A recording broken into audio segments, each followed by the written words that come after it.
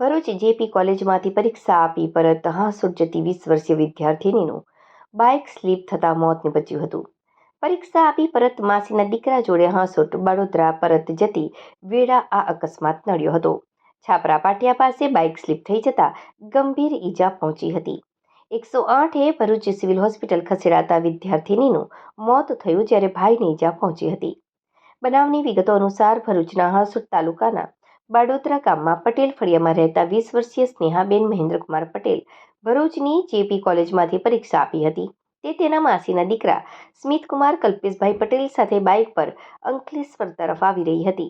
આ દરમિયાન છાપરા પાટિયા પાસે બાઇકને બ્રેક મારતા બાઇક સ્લીપ થઈ ગયું હતું, જેના કારણે બંને ભાઈ બહેન રોડ પર પટકાયા હતા અને તેમને ગંભીર ઈજાઓ થઈ હતી. અકસ્માત બાદ ઈજાગ્રસ્ત સ્નેહાબેન અને સ્મિતકુમારને તાત્કાલિક સારવાર માટે ભરૂચની સિવિલ હોસ્પિટલમાં ખસેડવામાં આવ્યા હતા. જોકે સ્નેહાબેન પટેલનું સારવાર મળે તે પહેલા જ મૃત્યુ થયું હતું. આ ઘટના અંગે અંકલેશ્વર બી ડિવિઝન પોલીસ મથકે ફરિયાદ નોંધાવવામાં આવી છે અને પોલીસે વધુ તપાસ હાથ ધરી છે.